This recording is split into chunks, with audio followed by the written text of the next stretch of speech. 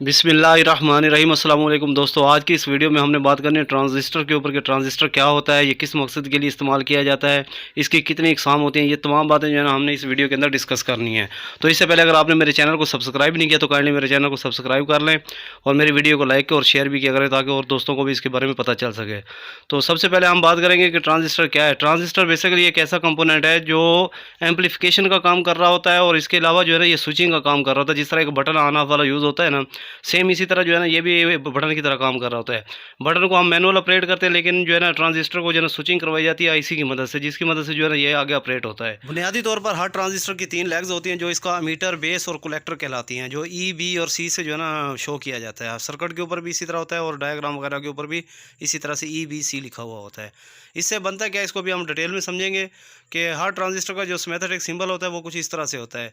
अभी आप देखेंगे टॉप पर जो है ना आपको ई नज़र आ रहा है, जो इसका अमीटर कहलाता है। ज़रा आप गौर करेंगे तो आपको नज़र आएगा कि अमीटर के ऊपर जो है ना एरो का निशान बना हुआ था। ये किस लिए है तो ये हम यहाँ आगे चल के बात करेंगे। उसके बाद हमारा आ जाता है कलेक्टर।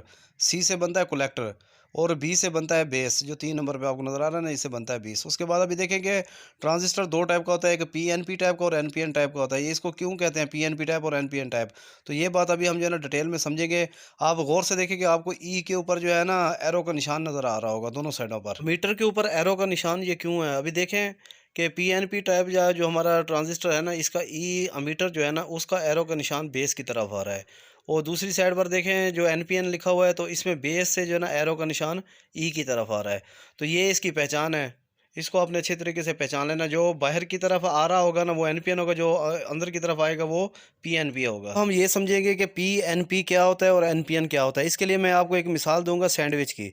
इस सैंडविच को आप गौर से देखिए कि इसके ऊपर एक ब्रेड ऊपर लगा होता है और एक ब्रेड नीचे लगा होता है और दरमियान में इसके जो है ना, अगर चिकन वाला है तो चिकन रखा होता है, वरना जो है ना अंडा वगैरह एग जो है ना बीच में डाल दिया जाता है।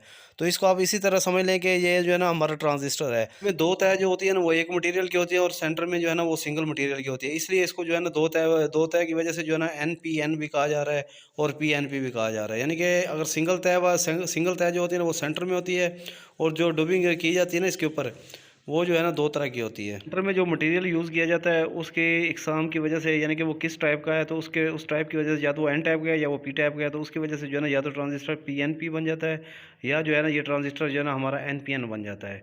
सिर्फ ये जो सेंटर में होते हैं ना इसकी डबिंग की जाती है इसके ऊपर, यानी कि इसके साथ जो है ना मिक्स किया जाता है, उसकी वजह से जो है ना ये एनपीएन या पीएनपी बन जाता है। अब हम मल्टीमीटर से देखेंगे कि हमारा जो है ना, हम मल्टीमीटर से इसका कैसे पता चलेगा हमें जो है ना पीएनपी है कि एनपीएन है। तो सबसे पहले मल्टीमीटर को आपने ऑन करना है, उसकी प्राबे जो है ना टर्न वाइज जो है ना दाएं बाएं लगा कर देख लेनी है। जो सेंटर में अगर आपने रेड को रखा हुआ है ना तो कॉमन को जो है ना दोनों साइडों पे लगाना है। तो अगर तो ये कोई रेजिस्टेंस शो करे तो ये हमारा जो है ना एनपीएन चैनल ट्रांजिस्टर होगा। उसके बाद आपने फिर मल्टीमीटर की प्राबे जो है ना चेंज कर देनी है। ब्लैक को जो है ना वो कॉमन कर लेना है और रेड को जो है ना दोनों साइडों पर लगा के देखना है। तो इस तरह से अगर कोई रीडिंग शो हो रेजिस्टेंस की तो ये जो है ना हमारा पीएनपी ट्रांजिस्टर कहलाएगा। अब हम जो है ना ट्रांजिस्टर के काम करने को समझेंगे कि ये किस तरह से काम कर रहा होता है। अभी इसका अमीटर से समझ लें कि अमीटर कोई चीज़ जो है ना खारिज हो रही है।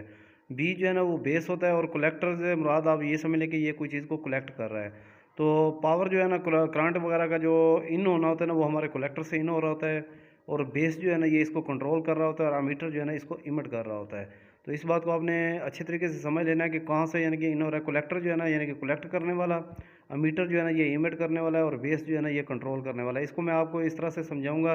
पानी वाले नल को समझ लें कि पानी वाले नल की एक साइड से जो है ना पानी हमारा इन हो रहा होता है, इसको आपने समझ लेना कि ये हमारा जो है ना ये कलेक्टर है। ऊपर जहाँ से वाल से खोला जाता है ये इसको समझिए कि ये हमारा बेस है जहाँ से इसको पानी को कंट्रोल किया जाता है। उसके बाद तीसरी साइड होती है जहाँ से पानी जो है ना ये आउट हो रहा होता है, तो इसको समझिए कि ये हमारा जो है ना अमीटर है। तो इस तरीके से ये ट्रांजिस्टर काम कर रहा होता है कि जब इसमें से एक साइड से जो है ना वाटर करंट इन हो रही होती है, बेस जो है ना इसको जो है ना कंट्रोल कर रहा होता है और आगे अमीटर से जो है ना ये अमीट हो रहा होता है। बाकी इसका जितने भी फंक्शन होते हैं वो प्रोग्रामिंग की जाती है। उसके साथ जो है ना यानी कि कोई रजिस्टर्स वगैरह लगा कर या कोई और जो है ना कंपोनेंट लगा के जो है ना इससे स्विचिंग करवाई जा रही होती है। ट्रांजिस्टर के बहुत ज़्यादा फंक्शन है, इसमें बहुत ज़्यादा, यानी कि इसके कोई हाई किस्म के पावर के लिए भी यूज़ किए जाते हैं, कम पावर के लिए भी यूज़ किए जाते हैं। मुख्तलिफ सर्किटों में इसका मुख्तलिफ काम होता है। तो अभी मल्टीमीटर को आप देखिए कि मल्टीमीटर से अभी जो है ना आपने फिर दोबारा इसको किस तरीके से चेक करना है।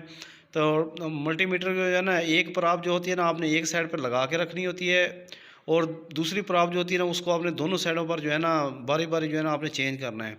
अगर तो आप जब चेंज कर रहे होते हैं और कोई आपको रीडिंग शो हो तो वो आपका यानी कि अगर सेंटर में आपने रखी हुई थी ना रेड तार, और ब्लैक को आपने दोनों साइडों पे लगाया और आपको कोई रेजिस्टेंस शो हुई है, तो ये आपका जो है ना एनपीएन ट्रांजिस्टर बन जाएगा। और इसी तरह अगर आपने ब्लैक को जो है ना ये कॉमन किया हुआ और रेड को दोनों साइडों पर आप बारी बारी चेंज कर रहे हैं, तो ये जो है ना आपका पीएनपी ट्रांजिस्टर बन जाएगा। तो इसी तरह जो है ना अभी अमीटर और बेस का आपको कैसे पता चलेगा कि अमीटर इसमें से कौन सा है और बेस कौन सा है। तो इसमें ये समझना है कि जिस साइड पर हमारी रीडिंग कम शो होगी ना, तो वो हमारा बेस और अमीटर कहलाएगा, और जिस साइड पे ज़्यादा रीडिंग शो होगी तो वो बेस और कलेक्टर हमारा कहलाएगा।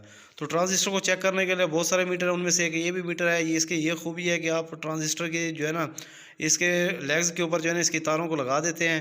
उसके बाद जब आप इसको ऑन करते हैं तो ये जो है ना आपको बता रहा होता है कि ये किस किस्म का ट्रांजिस्टर है, पीएनपी है या कौन सा है, और किस मटेरियल का बना हुआ है, सिलिकॉन का है या जर्मेनियम का है। अगर शार्ट होता है तो ये शार्ट भी बता देता है। अगर कोई और इसके अंदर कोई और आईसी वगैरह आ जाती है तो तब भी ये भी बता देता है।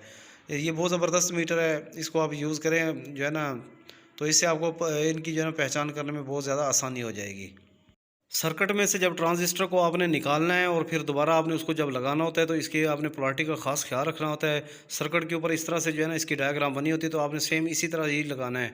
रंग लगा देंगे तो जो है ना और ख़राब हो जाएगा। तो पोलैरिटी का आपने खास ख्याल रखते हुए जो है ना इसको लगाना है। दूसरा, ट्रांजिस्टर के साथ एक हीट सिंक लगा होता है जो पावर ट्रांजिस्टर होते हैं ना, तो इस बात का आपने बहुत खास ख्याल रखना है कि अगर तो हीट सिंक उनके साथ नहीं लगा हुआ जो पावर वाले हैं, तो आपने उसके साथ हीट सिंक को लगाना है।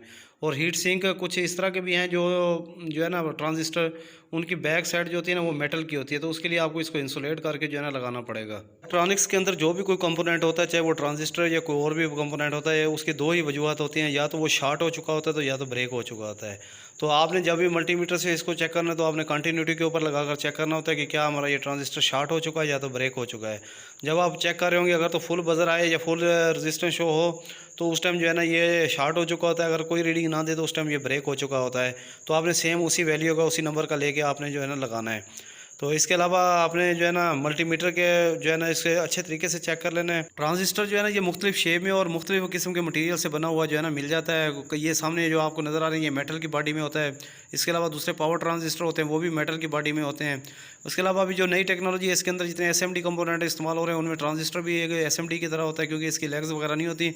सर्किट के ऊपर लगाने के लिए ट्रांजिस्टर जो है ना ये इस तरह से जो है ना मिल जाता है, जो सर्किट के ऊपर माउंट किया जाता है। इसको एसएमडी ट्रांजिस्टर कहते हैं। ट्रांजिस्टर टेस्टर जो है ना ये भी नई किस्म के आ गए हैं। जो पहले मैंने आपको दिखाए थे वो नए किस्म के हैं, और ये जो है ना पुरानी किस्म का है जो पुराने वक्त के जो है ना पुराने लोग यूज़ करते थे। इस तरह के वो ट्रांजिस्टर टेस्टर हुआ करते थे जो एनालॉग किस्म के हैं। तो उम्मीद करता हूँ कि आपको मेरी वीडियो पसंद आई होगी। अगर मेरी वीडियो पसंद आई है तो इसको लाइक करें, मेरे चैनल को सब्सक्राइब करें, और वीडियो को जो है ना दूसरे दोस्तों को भी शेयर किया करें। अल्लाह हाफिज़।